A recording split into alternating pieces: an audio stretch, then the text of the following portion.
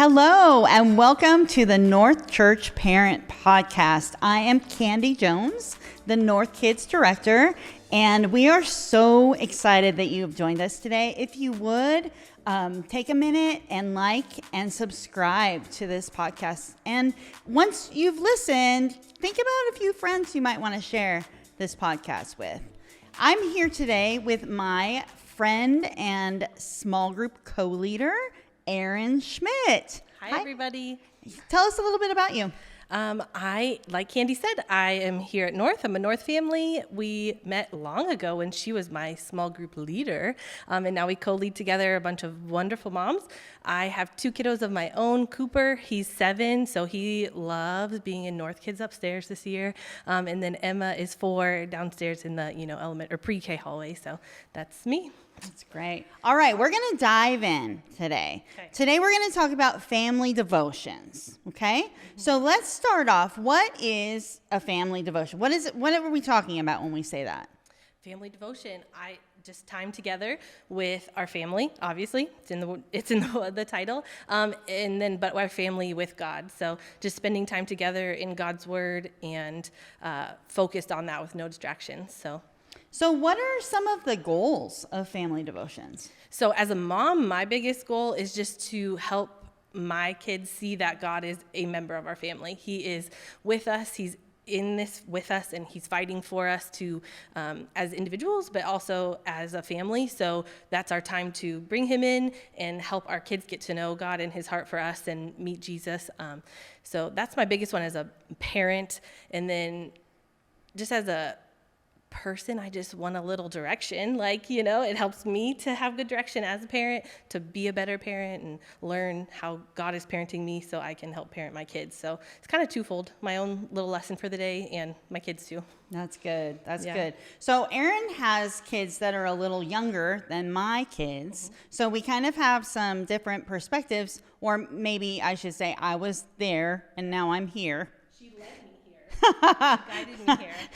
I don't know if I led well, but I definitely am here now. And I totally agree with you. When your kids get older, it's harder and harder to spend time together, you know?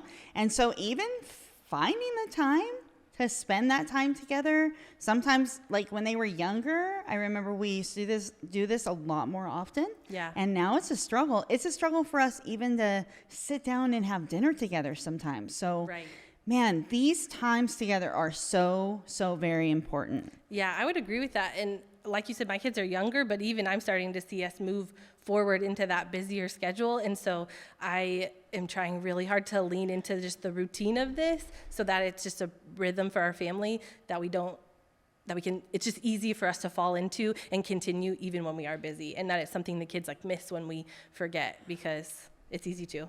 What does the time look like? When do you do family devotions as a family? So my favorite is summer, because our days are a little slower. Right. I'm a teacher. I teach preschool, so we're all at home together. So we start our day with it. We eat breakfast and we do our devotional. Now my husband misses out on that, and as a parent, it's hard. It's a bummer that we aren't always all doing it together. But during the school year, it's more right after dinner, and I think I was intimidated at first thinking about this, it has to be this big half hour, but in reality, it's not. It's 5 to 12 minutes, and if one of my kiddos has a question that they're really stuck on, maybe it's longer, but it's usually just kind of a small grounding conversation and reading, so. I was at a friend's house, a common friend's house, and we were talking about the devotional she had on her kitchen table, and I asked her when she did their devotionals, and she said at dinner time. Mm-hmm. And it was like a light bulb went off, and I was like, dinner time? We do eat dinner together. That's a fabulous idea. So for us, that's when we have time together. For the most part, most nights of the week, we're sitting at the kitchen table, and my kids are a little older. They can read, so they can help us read the devotional, talk about it together, whatever it is. But I think you really just have to find what works for you. And it might change, like I said, in the summer, I love to do it in the morning because honestly, my fun and challenging son needs that good direction in the morning. Like, he needs a purpose and a point that we're, something I can point him back to during the day. And I really love having it in the morning. But school, like, we're just, 3 of us getting ready for school and out the door. It's just not a reality. Yeah. We don't eat breakfast together, but dinner is like awesome. Yeah, totally. So how do family devotions help us to disciple our children? Oh, in countless ways. I love that it's just teaching our kids about God with like no pressure. It's not like you just flubbed up and now I'm trying to like lay into you with the word of what you messed up. Like, this is just foundation. It's just base, and it's just a daily thing, or, most daily. Promise, we're human and we forget a lot, but it's just discipling without even realizing it. I think we tell them, and my biggest benefit that I've learned is that it opens up a window for me to share mistakes I've made, or times that I have turned to God, or just really stories that relate, and I don't even realize that I'm kind of discipling them and sharing my own story, and then how that helps them see, oh, mom's human, like she's even struggled with this. And so just one-on-one time together with that intention, you're going to disciple them without even realizing. It doesn't have to be, it's church time, Right. I think our biggest job as parents is to disciple our children. Huge, big, most important. I think sometimes that's scary. What does that even mean?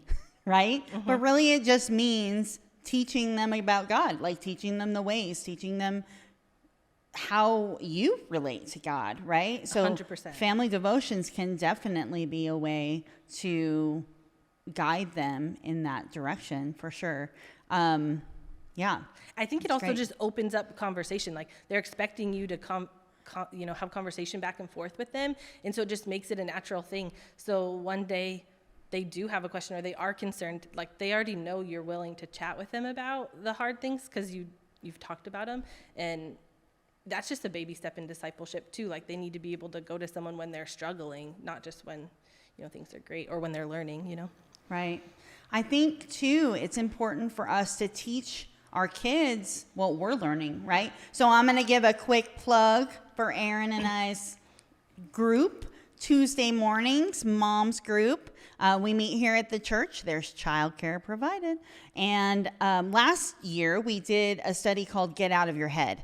And I remember having lots of conversations with my girls. My girls are 10 and 13 about the same thing, about how we have these thoughts and we have to either spiral up or we spiral down. And like, that was a big dinner time conversation for us, From that book has become a conversation piece for me and my oldest, because he likes to spiral down when he's having a hard time. And I still have that book and I bring it out, and it's so helpful. It is. And I don't even think that you have to really try new things and like dig deep to find all these new resources or anything, just like discussing the sermon at church that Sunday or whatever it happens to be. Like, it's all about discipling your children, and how we disciple our children is they learn from us, right? Our experiences, 100%, and talking with us. And like you said, even just talking about what we learned we call it big church, the adult church, mm-hmm. And then having them, look over the info sheet that they come home with. It's inevitable that something during the week relates back to their info sheet, and it's like pinned on our board at home with our Bible study stuff. And I'm like, hey, I feel like this verse applies here. Like, let's talk about that. So just like you said, you don't have to go looking for 100 different things and change your whole life. Like, you already come home with that sheet from church. Just read it and talk to your kid about it. You already come home with that parent cue. Every single one of your kids should come home with that parent cue, and it'll tell you exactly what they learned at church, what the memory verse is, the big idea from that Sunday. So yeah, these are all resources that we give to help you to disciple your children. Just one more way, for sure. All right, so how have you seen devotions impact your family? There's probably hundreds of ways that I don't even know. But the biggest one for me is there's always something to relate back to when something does go wrong. And I personally have just a hard time not jumping straight to a punishment, like, oh, this was a personal attack on me. But really, you're a human, and you make mistakes, and that's okay, just like I do. And so because that we have these devotional times, it's just easier to have a conversation and say, hey, how does God feel about this? Like, what is he saying, or what does he tell us about this situation, and what should we change based upon it? So I guess it's just changed our family in like more of a gentle approach to learning and fixing mistakes and things like that. I also just think the togetherness in conversation is really good, because my sweet, sweet baby, he just really will shut down and not want to talk when he's upset. But because we have that rhythm of like, man, has this ever happened to you? Or have you ever felt this way after reading, devotional? He's a lot more willing to open up and say, yeah, Mom, you know what? When my sister does this, I get so angry, and I just want to hit her, but it says right here I shouldn't, and this is why. So just that's good. Reasons other than me, Mom saying, I told you so, don't hit your sister. That's like, so good. The word says, and he knows that, and that's easier to point to than my mom told me not to. Yeah. And I think you hit on something right there. Like, not only is this helping disciple your kids, but it's helping discipline them too. Right. Like, our kids crave routine, right? And they need to learn how to live this life. And it's not an easy thing for them to learn. Like, It's we're not still easy learning for us, right? Right. Yeah, absolutely. So it really is those times that you can sit down and go, hey, remember when you hit your sister yesterday? Yeah.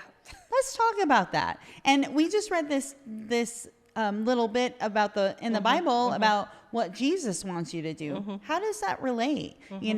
So really coming back to the heart of the matter, right. And not just looking at, don't hit your sister. Like, why did you hate your sister? Like, right. You know what I mean? Which is really easy. What heart change do we need to work on, rather than just stop what you're doing right now? Stop what you're doing. Which is what I want. But sometimes that's all you can do.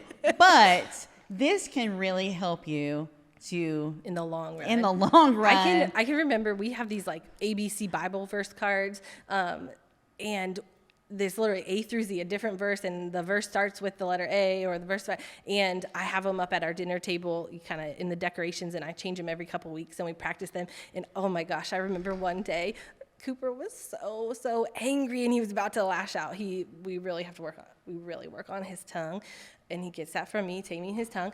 But he literally stopped right before he was about to say something ugly to his sister, and he looked at the Bible verse card, and it was like, like basically, words of honey. And I was like, oh God, thank you, Jesus, for stepping in right now, because I think I might have got really angry if he just yelled at her or something. So it's just things that stick. We repeat the same Bible verse and talk about what it means and what it looks like in our life, and it starts to soak in, and that's what we want, right? That's the discipleship. I want them to have the foundation of knowledge, right?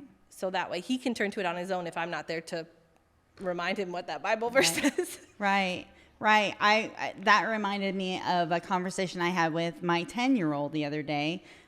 She had a bit of a meltdown and came back afterwards, and all she could say to me was, I'm just so embarrassed. Like, I'm so embarrassed that I couldn't, she didn't say these words, but she was embarrassed that she couldn't control herself in the moment. Right. And so, and I was like, well, let's look at what Paul said in the Bible about how he does things that he doesn't want to do, and he doesn't do the things that he knows he should do. Like, this is human, and it doesn't mean that we should feel bad about ourselves or that we should, have that negative talk, all those kinds of things. But people make mistakes. It's reality. So how can we fix that? Right. And so, it's really important. It's really important to spend that time with your kids and have those conversations, for sure. I think as a parent, it also makes it easier for me to say, I just messed up.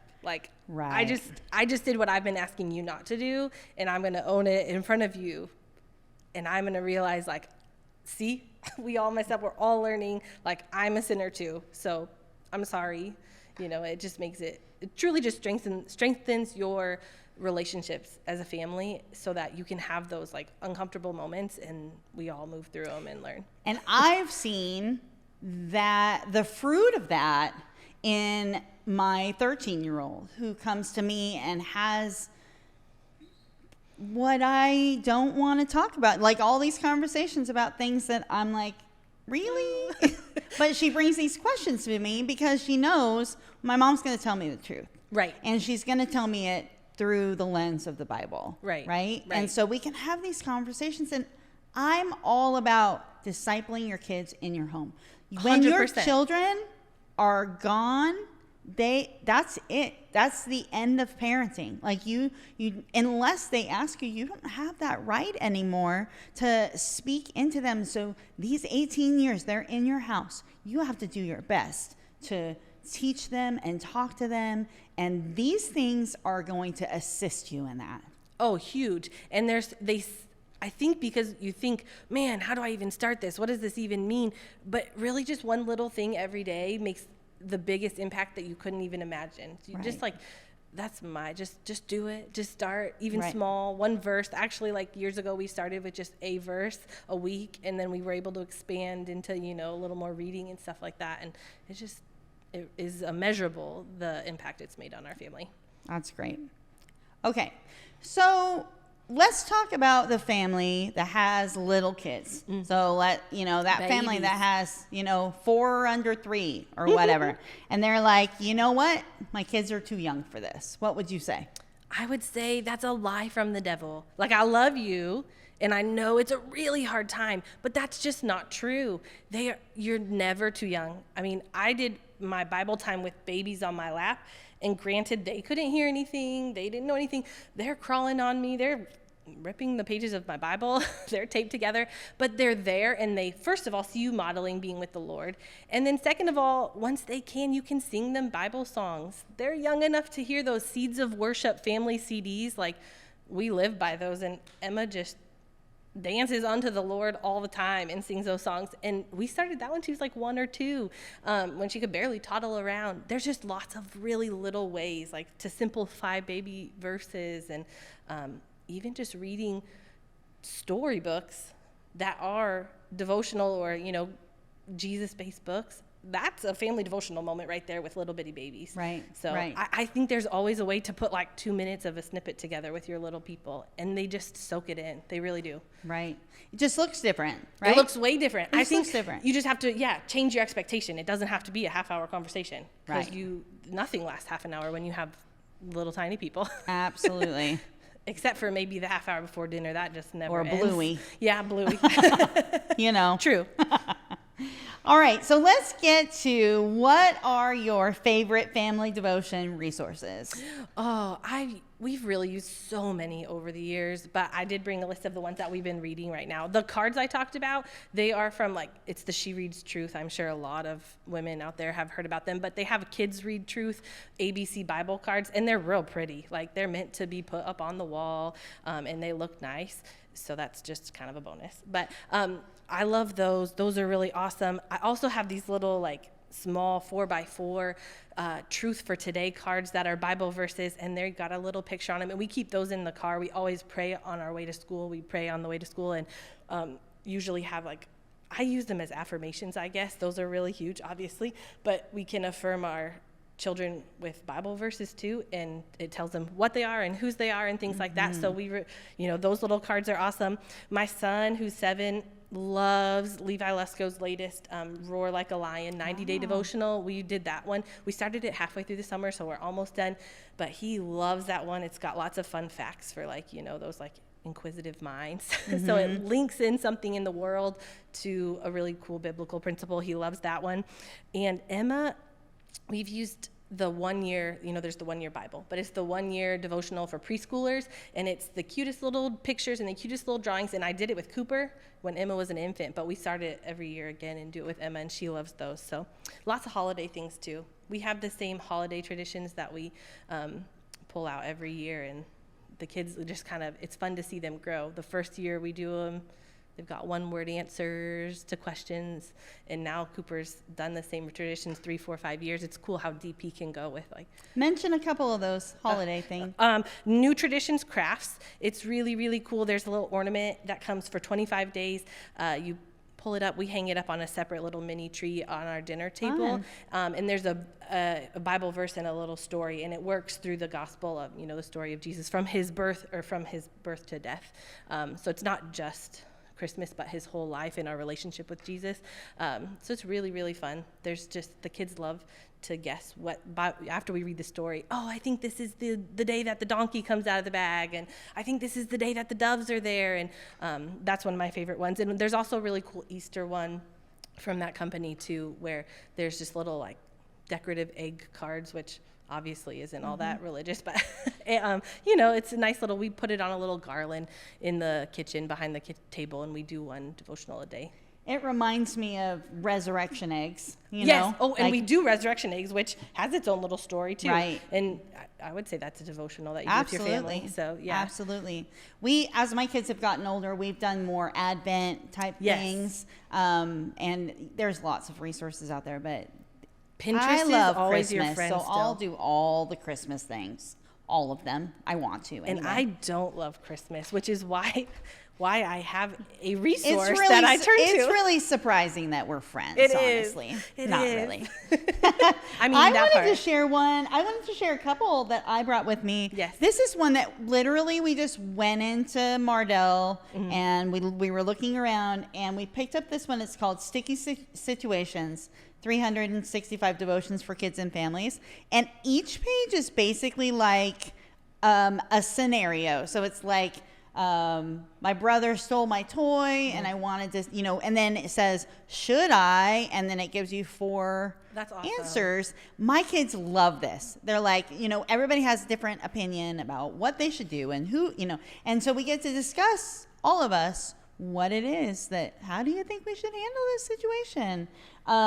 Another one that I absolutely love, this is a really fun one. love, and you can pick up in our Parent Resource Center, is this Very Best Hands-On Kind of Dangerous Family Devotions. Now, this one is a little more in-depth, so you have to be committed for this one. But there are all kinds of topics in here, and so you pick and they're from like little kids all the way up through like teenagers. I would say this one's really good for a mom who is committed to this, but maybe as a skeptical husband or a skeptical kid that's not 100% committed to wanting to dive into things like this.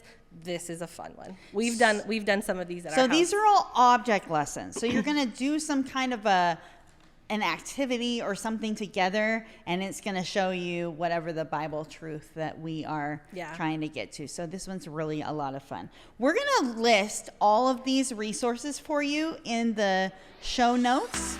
Yeah. So you'll have them all if you are interested. Erin, thank you so much for coming on today. Thanks for having this conversation with me. It was a lot of fun.